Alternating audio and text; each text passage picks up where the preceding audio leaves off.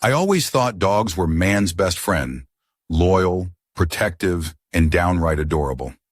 But then, why is it that when we want to insult someone, we drag dogs into it?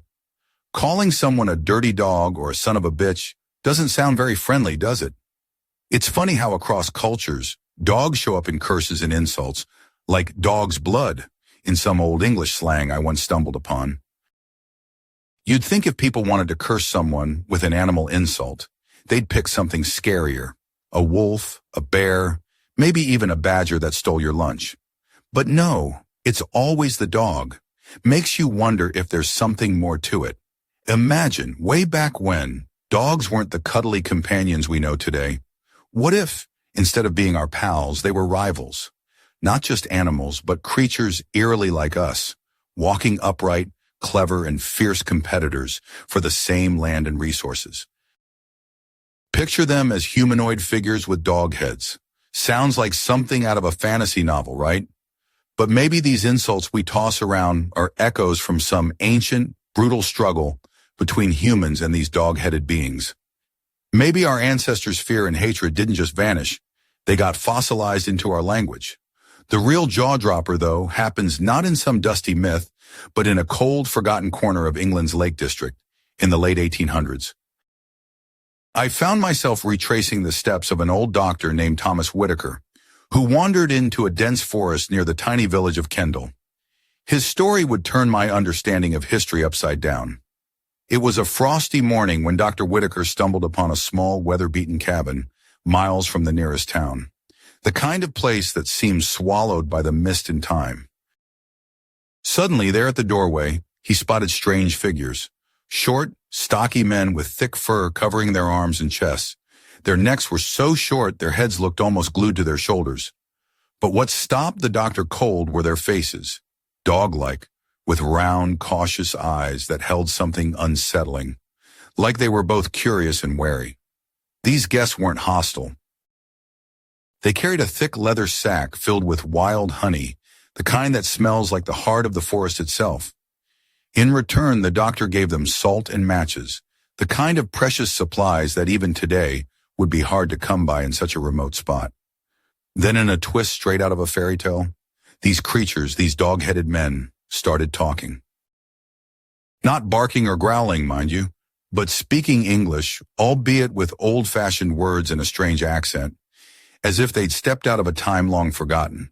They called themselves the Littles and claimed to live in the forest forever, avoiding humans except when absolutely necessary to trade furs for essentials. They had no permanent home, moving like nomads, following the wild game through the shadows of the trees. Their shelters were ancient mud huts, relics left behind by ancestors, which they only maintained rather than rebuilt. Whitaker begged to visit their settlement, but they refused. It was a secret, a hidden world just out of reach. When he returned to Kendal, Whitaker confided in his cousin, a local gamekeeper named Samuel. Samuel wasn't shocked in the slightest. "Everyone around here's heard of the Littles," he said, grinning like he was sharing a long-held secret. "They've been around as long as anyone can remember. Just keeps to themselves, trading furs, keeping to the shadows." That was no fairy tale. It was a documented account from a man of science, a doctor who had stared into the unknown and lived to tell the tale. And it got me thinking, if these dog-headed folk were real in the 19th century, what about the centuries before?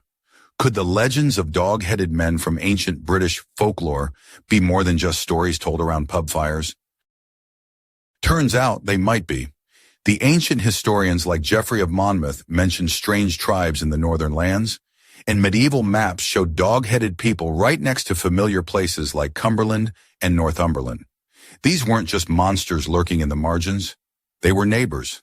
And then there's the story of St. Christopher, the giant traveler whose image we all know, carrying the Christ child across a river. Early depictions, especially in old churches scattered across Yorkshire, show him with a dog's head, fierce and wild, a warrior of an ancient tribe that walked alongside humans. So what happened to these dog-headed folk? Did they vanish? Were they hunted down to extinction? Or did they slip into the shadows, hiding in the forests and hills?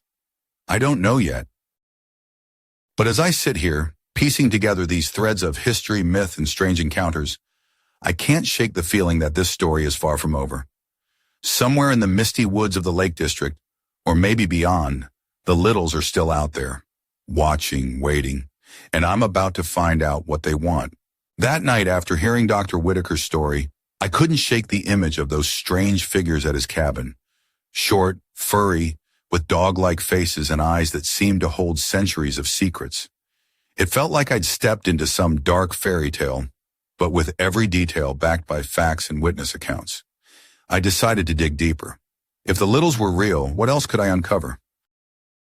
I started with the village of Kendall itself, a quaint cluster of stone cottages and cobbled streets nestled against the rolling hills of Cumbria. The locals were a tight-knit bunch, the kind who'd rather sip tea quietly than gossip. But sometimes old tales slipped out over pints at the Red Lion pub. I found my way there just as the evening crowd was settling in. The landlord, a burly man named Jack Turner, was a walking encyclopedia of local lore. He wore a worn leather vest and had hands like tree bark, but his eyes twinkled with mischief. After a few rounds, the talk turned to the Littles. "Ah, the Littles," Jack said, stroking his grizzled beard. "We don't see 'em much these days, but my gran swore she saw one when she was a girl. Said it was standing by the edge of the woods, watching her with them big round eyes." I asked him to describe the creature. Short as a hobbit, all covered in fur, like a hairy man-dog. Wore scraps of old leather and fur, carried a bow slung over its back. Not quite human, not quite beast, but eyes? They were the worst part, like it knew things you'd rather not hear. I joked, "Sounds like a hairy bloke who's lost his way to the fancy dress party." Jack laughed, but then lowered his voice. "I'm telling you, these things aren't just stories. They're real, old as the hills." Curious, I visited the local library the next day. Among dusty tomes and yellowed maps, I found medieval manuscripts with drawings that made my skin crawl. Figures with human bodies but heads unmistakably canine, clad in animal skins, bows in hand, standing alongside knights and peasants. One map even placed these dog-headed folk right in the Lake District. They weren't just myth, they were part of the landscape, a forgotten people hidden in plain sight. But it wasn't just England where these dog-headed people appeared. I stumbled upon accounts from across Europe, Scotland, Norway, even parts of Eastern Europe, where similar beings were mentioned. Sometimes they were called wolfmen, sometimes dog-headed savages, but the descriptions matched. Upright posture, thick fur, claws, and that eerie dog's face. One story from a remote Scottish isle told of a young woman who fell in love with a dog-headed man. She described his eyes as deep pools of loneliness and strength, his body muscular beneath rough furs, and his voice a strange mixture of growls and words. Their love was forbidden, torn apart by fear and misunderstanding. I couldn't help but wonder if these beings weren't just monsters, but a hidden branch of humanity, or something else entirely. Creatures caught between worlds, as much part of the wild as the wolves howling in the night. As I dug deeper, I found references to the Littles' social structure. They lived like wolf packs, with alpha males leading hunts and fierce battles for dominance, and alpha females commanding their own ranks. Their society was complex, not the mindless beasts some might imagine. And then there was the language, a mix of barks, growls, and surprisingly articulate speech. The Littles weren't just animals. They were a people, with culture, rituals, and a history long intertwined with ours. That evening, as dusk settled over Kendall, I walked the edge of the forest where Whitaker had met the Littles. The trees loomed like silent sentinels, their branches clawing at the fading light. I felt watched, as if eyes were tracking my every step from the shadows. Suddenly, a rustle, a quick, smooth movement just beyond the underbrush. My heart hammered. Was it an animal? Or something else?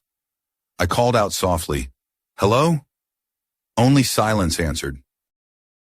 But then from the corner of my eye, I glimpsed a flash of fur and a pair of glowing eyes disappearing into the night. I swallowed hard. This was no longer just history or legend. Whatever the Littles were, they were still here, and they were watching me. The question now wasn't if they existed, but what they wanted, and whether I was ready to find out. I stood frozen on the forest's edge, the chill of the evening creeping into my bones as those glowing eyes vanished between the trees. My rational mind scrambled for explanations. Fox, owl, maybe a badger. But something about that gaze wasn't right.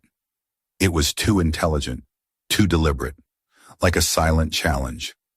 Over the next few days, I threw myself into conversation with locals, hoping to unearth more stories. One name kept cropping up. Eleanor Hayes. An elderly woman living just outside Kendall, reputed to be the town's living memory. People said she had a knack for seeing what others couldn't, and a few whispered she might have had encounters of her own. I found Eleanor in a modest stone cottage, the garden wild but tended with care. She was a slender woman, her silver hair pinned back with a delicate comb shaped like a fox's tail. Her eyes, sharp and bright beneath thick brows, held a spark that suggested she hadn't lost her edge despite her years. Over tea, served in fine china that seemed at odds with the rustic surroundings, Eleanor began to speak. Her voice was soft but steady, carrying the weight of countless stories. "The Littles," she said, "have been part of these lands longer than any of us. Not monsters, but guardians of the wild places. Some say they're remnants of an ancient pact between man and beast. Others whisper they're the children of the forest itself." She paused, eyes flicking to the window, where the woods stretched dark and endless. "My grandmother told me once about a night when she saw a Little by the river.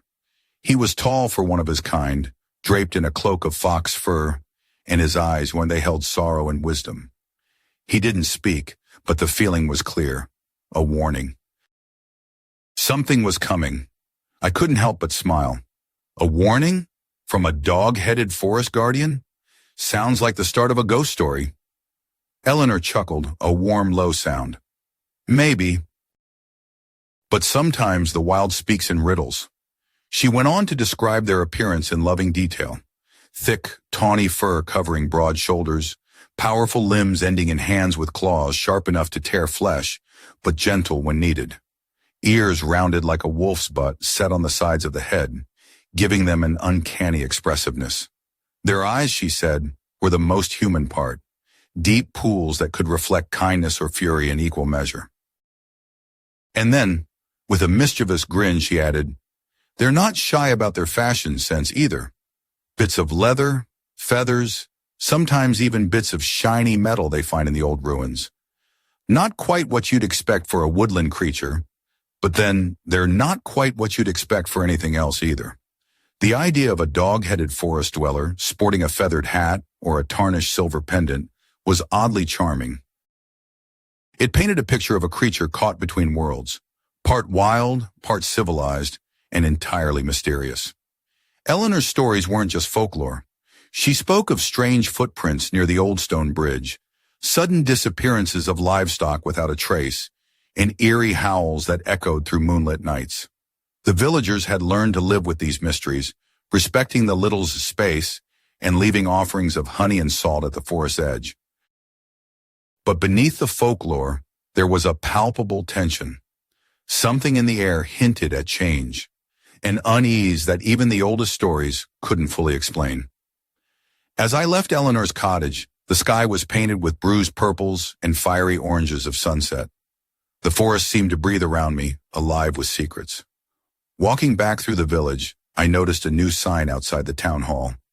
Plans to expand the nearby quarry. More roads, more machinery, more noise. The kind of progress that doesn't care about ancient packs or dog-headed guardians. I couldn't help but wonder, if the Littles were truly the wild's protectors, how long before their patience snapped? That night, sleep evaded me. The line between myth and reality blurred, and I felt it. An unspoken warning carried on a cold wind. The past wasn't done with us yet, and somewhere deep in the shadows of the Lake District woods, eyes were watching, waiting for what would come next.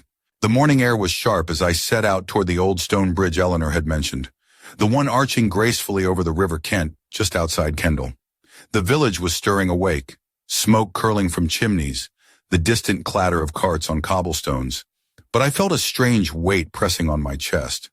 like the forest's breath was heavy with expectation.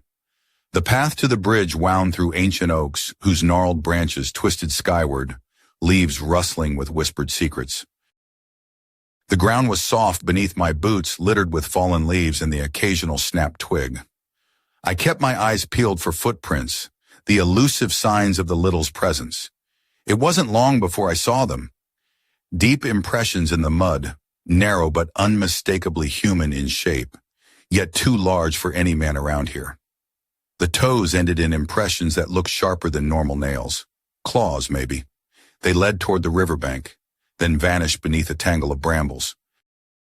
I crouched, brushing away dirt to reveal a strange symbol carved into a smooth stone, a circle encasing a paw print crossed by a spear. It was crude, ancient, but deliberate, a marker perhaps, or a warning. I pocketed the stone and continued along the river until I reached the bridge itself. The stonework was old but sturdy, vines clinging to its arches like nature's own decoration. The water below churned with a cold, relentless current. And then from the corner of my eye, movement, swift and silent. A figure emerged from the trees on the far bank, tall, broad-shouldered, draped in a patchwork cloak of animal pelts. The fur on his arms gleamed in the dappled sunlight, tawny and thick. His head, there was no denying it, was unmistakably canine, with rounded ears, a pointed snout, and eyes that held a fierce intelligence. He carried a bow, the string taut and ready. But his posture wasn't aggressive. It was cautious, almost weary. Our gazes locked, and for a moment, the world seemed to hold its breath. Then, without a word, he stepped back into the shadows and disappeared as silently as he had come. My pulse thundered in my ears. I was staring at one of the Littles. Later, back in Kendall, I showed the carved stone to Jack Turner at the Red Lion. His face darkened. "That's the old mark of the Guardians," he said quietly. "A warning to keep away from sacred places. Folks say the Littles protect the forest and the river. Anything that keeps the land alive?" I asked about the quarry expansion and the possible disruption it might bring. Jack shrugged grimly. "Money talks, as always. But if the Littles decide to fight back, things could get messy. The woods have a way of swallowing up those who disrespect them." That night's sleep was a distant hope. I pored over local legends and old maps, piecing together a story that spanned centuries. The Littles weren't just isolated oddities. They were part of a vast hidden world, a living link to a forgotten past where humans weren't the only players. I pictured the dog-headed man by the river, a silent guardian standing between two worlds. Was he warning me? Or was I simply trespassing into a story not meant for outsiders? As the wind howled outside my window, I felt a shiver, not just from the cold, but from the knowledge that something ancient was stirring. And I wasn't sure if I was ready to face what came next. The next morning, I found myself drawn to the village archives, a dusty room tucked beneath the old town hall, filled with crumbling ledgers and yellowed parchments. I hoped to unearth more clues about the Littles, to understand who or what they really were. As I sifted through the records, one faded journal caught my eye. It belonged to a man named Reverend William Ashford, a local clergyman from the early 1800s. His handwriting was elegant but hurried, and his entries spoke of strange encounters deep in the Lake District woods. One passage stood out. "I met a creature unlike any man or beast, a towering figure with a dog's head, clad in skins and bearing a solemn gaze. He spoke in archaic tongue, yet his eyes held wisdom and sorrow beyond measure. He called himself Guardian of the Wild and warned of a great upheaval should the forest be desecrated." I read on, captivated by Ashford's mixture of fear and reverence. He described the Littles as protectors, fierce warriors bound to the land by ancient laws older than the church itself. Curious, I tracked down the Reverend's old parish church, a weathered stone building perched on a hill overlooking the village. Inside, shafts of pale light pierced stained glass, casting colorful patterns on worn wooden pews. At the altar, a faded fresco caught my attention, a massive figure carrying a small child across a raging river. But instead of a human face, the figure had the unmistakable head of a dog. It was Saint Christopher, the patron saint of travelers, depicted as the dog-headed giant from centuries-old lore. A shiver ran down my spine. How had this image survived here, hidden beneath layers of history and faith?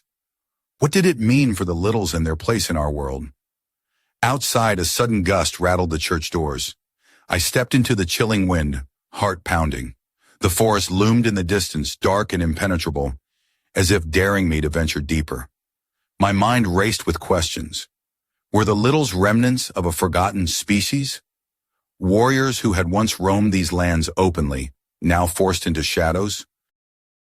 Or something even stranger, a bridge between human and beast, guardian and outcast?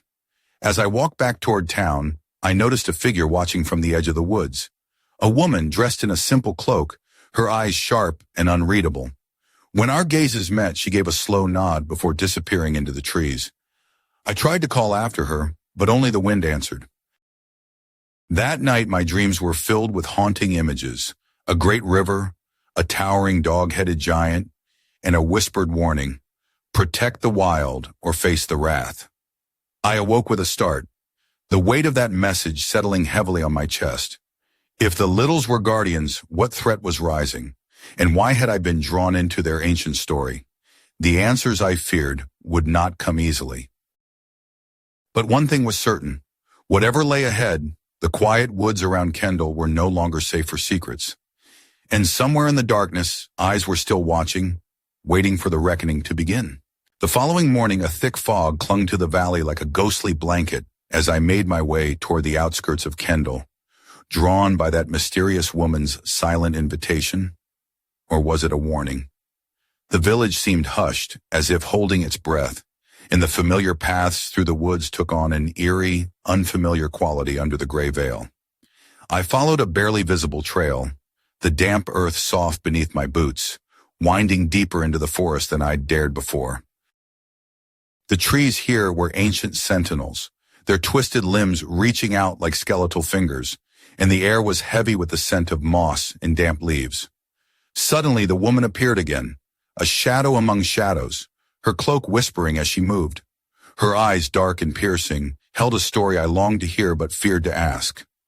Without a word, she beckoned me onward, her finger tracing a path through the undergrowth. We arrived at a clearing bathed in a pale, ethereal light. In the center stood a cluster of crude huts woven from branches and hides, smoke curling from small fires. It was a village, or what remained of one. The air thrummed with a strange energy, a mix of wildness and ancient ritual. Then from the shadows, figures emerged, tall, muscular, covered in tawny fur. Their heads were unmistakably canine, with rounded ears and intelligent eyes that flickered with cautious curiosity. They wore garments fashioned from animal skins, adorned with feathers and bits of metal that caught the dim light, giving them an almost regal air. One stepped forward, a massive male with a mane-like ruff around his neck and a deep, commanding voice. "You are the outsider," he said, his English accented but clear. "Why do you come to the Littles' domain?" I swallowed hard, the weight of the moment pressing down on me. "I seek to understand. To learn who you are and why you remain hidden." He studied me for a long moment, then nodded slowly. Few humans ask such questions without fear or hatred. You are brave or foolish. The woman from before stepped beside him, her cloak falling back to reveal delicate features and eyes that mirrored the wild creatures around her. "I am Mara," she said softly. "We are the Littles, the guardians of the wild. For centuries we have watched over these lands, preserving the balance between man and nature." Mara's gaze held mine, and I felt an unexpected connection, as if the secrets of the forest were being whispered directly into my soul. She continued, "But the balance is breaking. The quarry grows, the roads spread, and the wild retreats. Our patience wears thin." A shiver ran down my spine. What will happen if the balance is lost? The leader's eyes darkened. Then the old ways will awaken. The forest will fight back, and those who ignore its warning will face the consequences. There was a sudden rustle behind me. I turned to see a young Little, a female, slender and agile, her fur a rich chestnut, eyes blazing with fierce intelligence. She stepped forward, her voice sharp. You must choose your path, outsider. Will you protect the wild or become its enemy? The weight of her words settled like a stone in my chest. This was no longer a story of distant legends or forgotten tribes. It was a living, breathing struggle, one that I was now part of. As the fog thickened around the clearing, I realized that the Little's world and mine were entwined in a fragile dance, and the next steps I took could tip the scales forever. The forest held its breath, and so did I. The forest around us seemed to hold its breath, the tension thick enough to choke on as Mara's words settled in the chilly air. I felt the weight of their gaze, the challenge in those dog-like eyes, and the undeniable pull of a world I'd only glimpsed in fragments of myth and whispered stories. Here in this hidden clearing, the Littles were no longer shadows or legends. They were flesh, fur, and fierce will. I cleared my throat, trying to steady my voice. I don't want to be an enemy. I want to help if you'll let me. Mara's expression softened just a fraction, but the leader, whose name I learned was Bram, remained cautious. Many have said such things before. Few have understood what it truly means. Suddenly, a low, guttural growl rumbled through the trees. Heads snapped toward the sound, ears twitching, teeth bare just enough to glint in the dim light. From the shadows, a figure emerged, a towering Little with a coat as dark as midnight and eyes like burning embers. He moved with lethal grace, muscles rippling beneath his fur. This is Rourke, Bram said quietly. Our hunter, our protector. He senses danger beyond these woods. My stomach tightened. Danger? What kind of threat could rouse such a fierce warrior from the depths of the forest? Rourke's gaze locked onto me, and for a moment, I thought he would challenge my presence. Instead, he gave a slow nod and settled back into the shadows. A silent warning, or perhaps acceptance. Mara stepped closer, her fingers brushing a pendant made from a wolf's fang. The quarry expansion is more than just a threat to our home. It awakens something older, darker. The land remembers the blood spilled here long ago. I felt a chill, imagining ancient battles fought in these very woods. Claws and teeth against spear and sword. The cries of warriors echoing through the centuries. Tell me, I urged, what is this darkness? Bram exchanged a glance with Mara before speaking.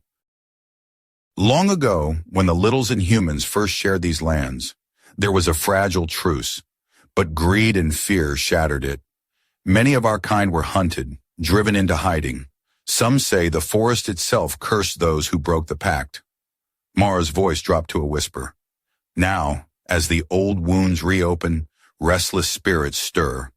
Shadows move where none should be. The balance teeters on the edge. I swallowed hard, realizing the stakes were far higher than I'd imagined. Suddenly, a soft rustling drew our attention. From the underbrush, a young Little appeared, her fur glistening with dew, eyes wide with urgency. Outsider, she said breathlessly. Something approaches, not from our world. Bram's eyes narrowed. Prepare yourselves. The reckoning begins. As twilight deepened, the forest around us seemed to darken unnaturally. The air grew thick with tension and the scent of damp earth and danger. I felt a pulse beneath my feet, a heartbeat of the wild, warning of a storm to come. In that moment, standing among the Littles, I realized my life had changed forever. The line between man and myth was blurring, and the shadows hiding in these ancient woods were ready to step into the light, and I was right in the middle of it. The night descended like a velvet curtain, thick and suffocating, wrapping the forest in shadows that seemed to pulse with a life of their own. The Littles moved with practiced silence, their tawny forms blending seamlessly into the darkness. I followed closely, heart pounding, every sense straining to catch the slightest hint of the approaching threat. We reached the edge of a small glade, moonlight filtering through the canopy to reveal ancient stones arranged in a rough circle. Some kind of forgotten altar or meeting place. The air here was electric, charged with a power that set the hairs on my arms standing on end. Bram stepped forward, chanting softly in a guttural tongue that resonated deep in my chest. Around him, the Littles formed a protective ring, their eyes glowing faintly in the moonlight. Mara stood beside him, her fingers tracing symbols in the air. weaving a tapestry of ancient magic older than any church or crown. I watched, both awed and terrified, as the forest seemed to lean in, holding its breath. Then from the shadows beyond the stones, a figure emerged. Not a little, but something else entirely. A silhouette draped in darkness, shifting and flickering like smoke. Its eyes burned with cold fire, and a low, chilling growl echoed through the glade. The creature stepped closer, and I could see now that it was neither fully animal nor man. Its form twisted and warped, as if caught between worlds, and its voice was a rasping hiss that seemed to scrape against my very soul. "You trespass on sacred ground," it whispered, "and awakened powers best left forgotten." Bram raised his bow, knocking an arrow tipped with a strange, shimmering metal. "You threaten the balance," he growled. "Leave now or face the consequences." The creature laughed, a sound like broken glass, and lunged forward with terrifying speed. Chaos erupted. The littles sprang into action, claws flashing, arrows flying. I stumbled back, heart racing, as the battle unfolded like a storm of fur and fury beneath the ancient stones. I caught sight of Mara, moving with fierce grace, her cloak billowing as she called upon powers that bent the very air. Rourke engaged the shadowy figure directly, their clash sending sparks that illuminated the dark glade in eerie bursts. In the midst of the fight, I felt a searing pain in my side, a claw sharp and unforgiving. I staggered but refused to fall. Somehow, amidst the chaos, I knew this battle was only the beginning. As dawn's first light crept through the trees, the shadowy creature retreated, dissolving into mist with a final, haunting growl.